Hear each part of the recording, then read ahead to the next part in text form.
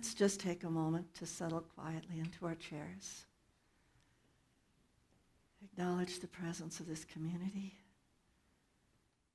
Acknowledge the presence and beauty of each individual here.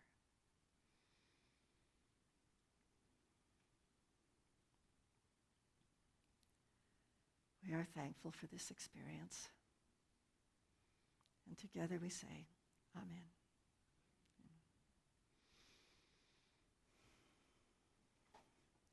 Well, good morning. It's me today, so here I am.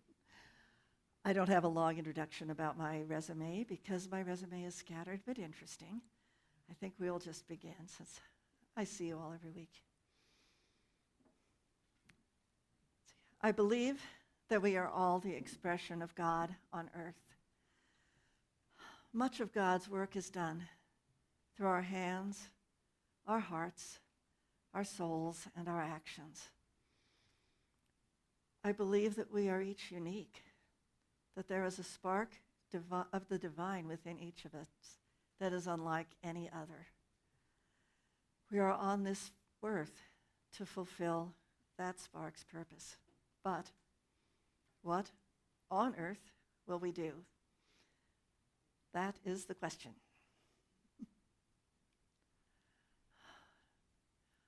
What is your value in this world? Or I should say, what do you value in this world? And what is your value to the world? We're all familiar with prayer and meditation. Prayer, where we speak to God, to the divine, to spirit, to whatever name you would care to give that force that creates and empowers us. We're familiar with meditation, where we stop and listen for the answers.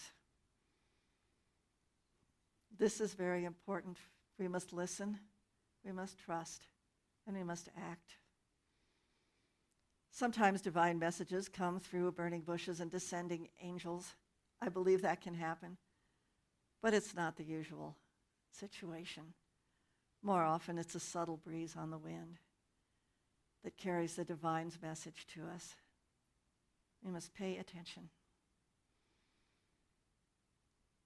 Then as humans, we need to choose in every moment. And our minds and brains are working on how to choose.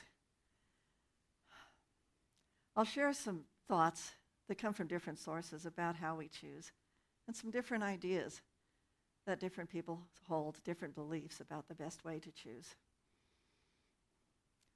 What were you born to be? That's an interesting question. If I would have answered the question as a child, it would have been movie star. Oh, there she is. I'll bring it back to her. Pardon my technology. If it doesn't work, it won't work. There I am with Governor Thornton, known by the city named for him. You can see I wanted to act, sing, and tap dance my way into the hearts of America. And that was probably toward the end of my successful career. I must have been about 7 then. I have much more embarrassing pictures from when I was 4 and 5, things like that, and the can skirt. And I didn't find those last night, and it's just as well. But that reflects my early aspiration, my dream, my passion. Now, Mom believed in that. I believed I was also going to be queen of the world, but that didn't quite work out. Perhaps my introduction would be I have had many jobs over the years, from being a Tupperware dealer to an event organizer to a workshop facilitator, a waitress, you name it. I've done a lot of different things. And I've played roles: mother, wife, sister, daughter. None of these are what you would conventionally call a career. Yeah, I even got a degree in theater and English. That movie star thing stuck with me for a while. And the fact remains, I do still enjoy movies. I enjoy theater. I love music. That's still a part of my life, but that first passion is not what continues for me. I guess the thoughts we have when we are children work for us when we're children. The choices we make when we're in our 20s are very good for when our 20s. But then we go on 30s, 40s, 50s, 60s, 70s, 80s, 90s, and maybe beyond. And we are constantly choosing. I don't believe we were ever meant to grow up. Because, see, I may drop the trying to control this. There was a early boss that had a placard on his desk that said, as long as you're green, you're growing. As soon as you're ripe, you start to rot. That's from Ray Kroc, apparently, originally. And I think that's true. When you think you're done, when you think you're right where you're going to be for the rest of your life, it's kind of over. You need to keep looking for those new avenues to pursue. Different seasons call for different things. Now, the first thing we usually hear, at least the first thing I heard, was follow your passion. That would have been that movie star dream. Never give up your dream. And I believe there are people born with that direction, that they have a passion from the time they are small children. And that's what they are doing through their entire life. It didn't quite work out for me. I realized at some point I really didn't have the dedication, the persistence, and the talent to be a movie star. And a big part of that was realizing I didn't want to do the stuff I need to do to get to that place. That wasn't really my role. And you want to be an astronaut. I liked this one. Oh, see, we are very sensitive here. This is a preview of coming attractions. Okay. I've heard this said often when you follow your passion. Well, that didn't go as planned. If you want to be an astronaut, good luck. And it's a fine aspiration. But is it your mature aspiration? I previewed a picture of my father, a couple pictures of my father. He was an artist. This is a self-portrait he did when he was about 26 years old. He did have talent. He studied with Waldo Love, who did many of the backdrops at the Museum of Nature and Science. And he was very good at what he did. He loved it. He married my mother at about this age, around the time he did that self-portrait. As you can see, a few years later, he was serving in the Army in World War II. He came back. He had 3 children. I came along several years later to make it 4. And he spent most of his life working for Rio Grande Railroad as a switchman and a foreman. Now, did he make a mistake in not pursuing that career as an artist? I don't know. I don't think so, because every time I go to a family gathering, I literally see dozens of people who are a product of the love and care and support he gave us through that work he did in his job. His love of art remained. He still painted, even when he had Parkinson's in his later years. It was amazing to see his hand steady the instant it hit a surface. The instant that brush hit the surface, he could do it. And his hand was shaking until that point. So he kept that, but he pursued a different career. Most of you are familiar with my husband, Clarence. Hello. As you may have noticed, he's a talented musician. I believe that is his passion and what he was born for in many ways. What you may not know is he spent over 30 years working for the Colorado Department of Labor, many of them as a criminal investigator. That was a very different world from the world of music. Did he make a mistake? I don't think so. It supported me through all my strange travels through life, and his family, and many others. His love of music obviously remains. So, these are stories from my life. I'm sure many of you have yourselves or other people you know who have passions that weren't their careers. And maybe they lost those, but they did other things. Life intervenes. And this will tell you some of our Windows features. Let me just say this. So, I knew better than to try this. Okay. Okay. The 20th century philosopher John Lennon is credited with saying, "Life is what happens to you while you're busy making other plans." Life intervenes, and I believe it is often divine intervention. The original dream is only a part of it. Things are put in front of us to do. Oh, for example, it might be giving a friend a ride. You need to do the housework. There might be a stray puppy in traffic when you're on your way to do something that's important to you. I've experienced that one. But it's there. It's what you need to do in that moment. Okay. All right. So you need to bring your passion with you to all of those things. Do whatever is put before you. I was driving to Costco a few months ago, and I unexpectedly received new wisdom about making those decisions. Bring your passion with you. I was listening to the radio, listening to NPR, and need to remember the man's name,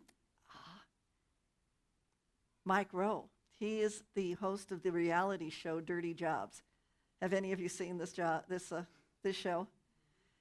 You know, he apprentices with people who do things like clean sewers and pick up roadkill and jobs most of us would find really disgusting. But it was interesting to hear his thoughts about that, because he said those people were among the happiest and most prosperous he knew. One man was a psychiatrist, was successful at a university. He gave up psychiatry because he was unhappy with his job. He realized that in his town, no one provided a service for sewers and septics. So he got a truck and opened his business doing that. And Mike Rowe asked him why he had given up his profession. And I won't directly quote what the man said, we are in church, but he said he was tired of other people's stuff. You can fill in the S word that was appropriate. And it's interesting, he went into the sewer cleaning business.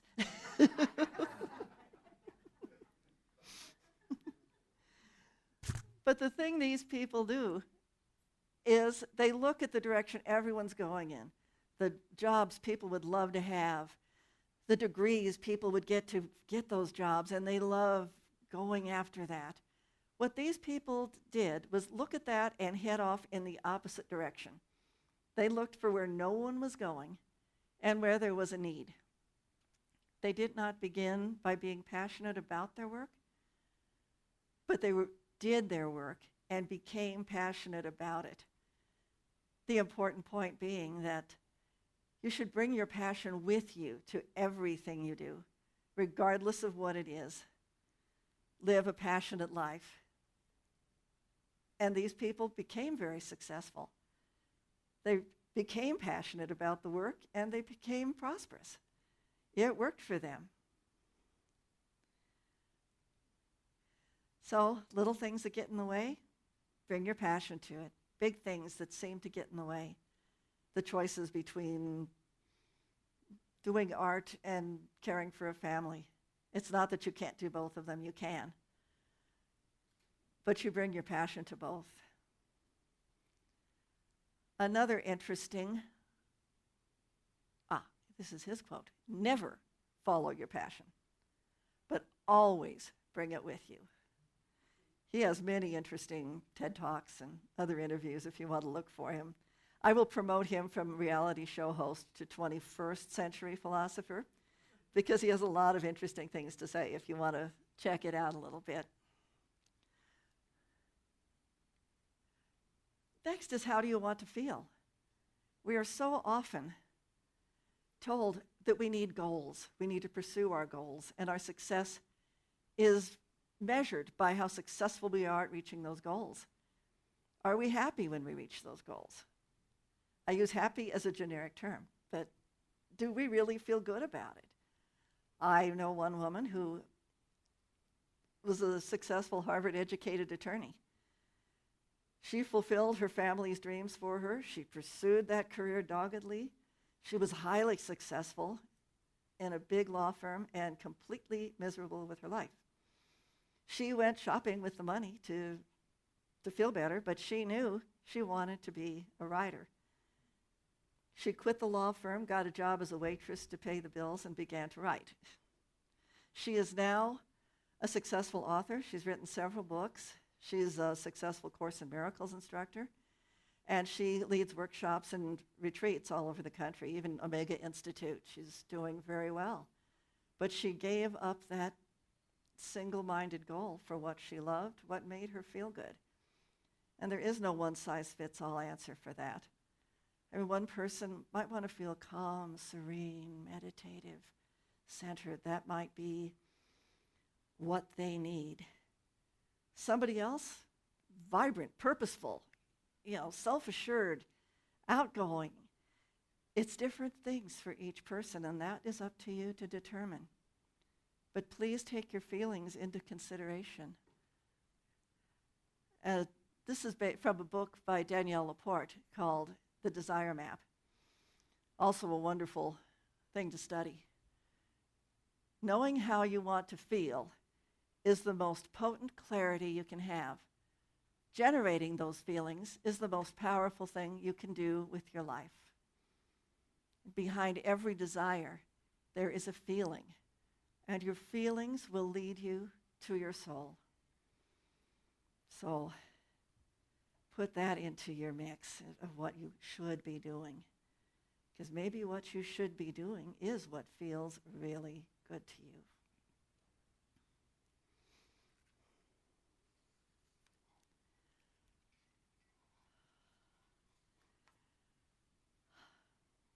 Recognize your core desired feelings, your personal ones, and pursue the activities that generate that. Your unique life is yours to create. Listen to the whispers of spirit. Heed the opportunities that are placed in your path. The work that you see is what is yours to do. Trust your feelings. I may have missed an opportunity to do one of those little things several years ago when I heard a young woman in a bookstore in the self-help and personal growth section talking to a friend. She was saying, I really don't get all these books about being an artist. They're always trying to say everybody's an artist. I'm not creative. Just a regular person, and I have no interest in reading this stuff. What I wanted to walk up to her and say is, we are all creative artists at a deep level. Each of us holds a beautiful palette of colors. We choose our tones. We choose our combinations. We mix and blend them. They swirl through our days and cover the canvas of our lives. Everything is there.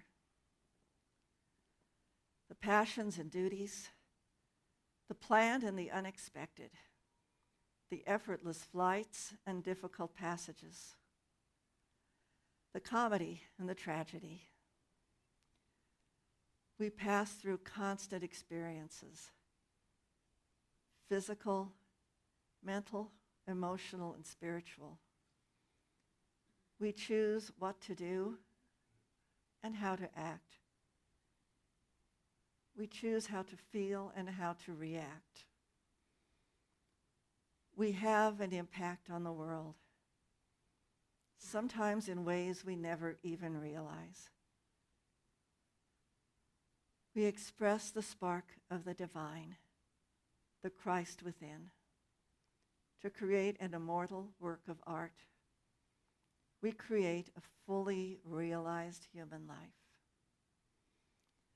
We have arrived on this earth with eyes to see, with hearts to care, with minds to decide, and hands to do the work that makes a difference.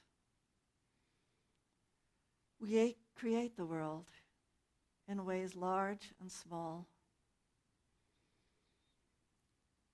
We matter in ways that we plan and see manifested. We matter in ways through seemingly small, unexpected actions. We throw pebbles into a pond, creating infinite, expanding ripples of change, a butterfly effect, the movement of tiny, delicate wings, wings that change winds all over the planet.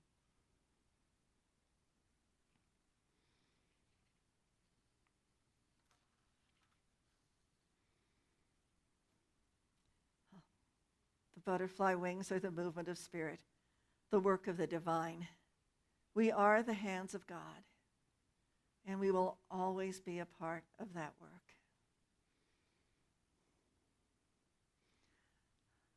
Since I was very busy making requests, I just put a few lines from a tune that was also in my mind, rather than ask the band to fulfill that, because I know Trinity has another that fits coming up really soon. But the lyrics in this one are by Jewel. See, in the end, only kindness matters. We are God's eyes, God's hands, God's mind, God's heart. We are God's hands. Give your love to the world. And now we'll have our meditation. Please close your eyes and settle into your chair. Relax and breathe.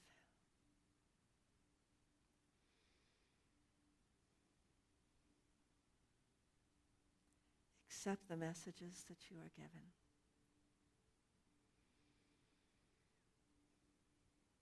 Believe in yourself.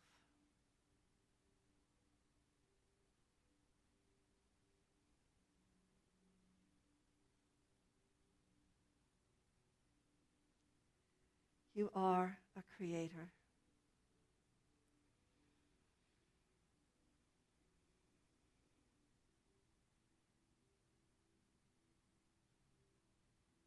Allow each breath to bring you more belief.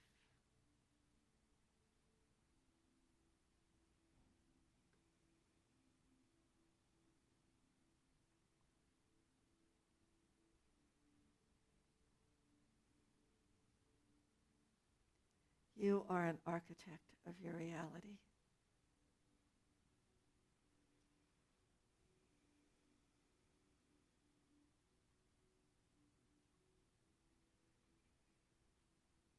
Harness the power of this moment.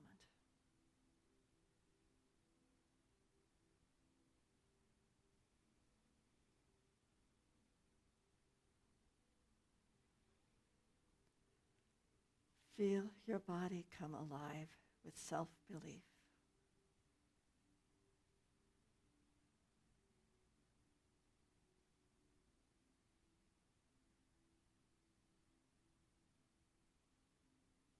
You have a role to play.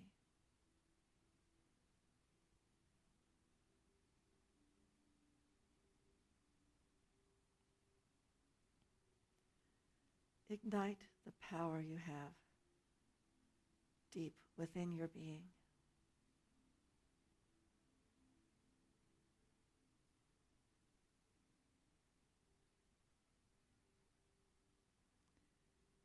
You are the hands of God on this earth.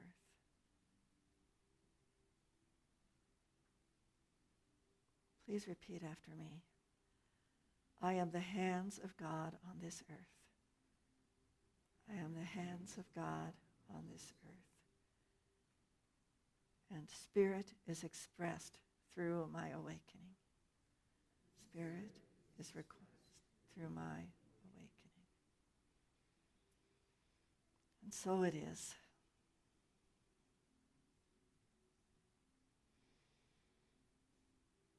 And now we will sing Alleluia.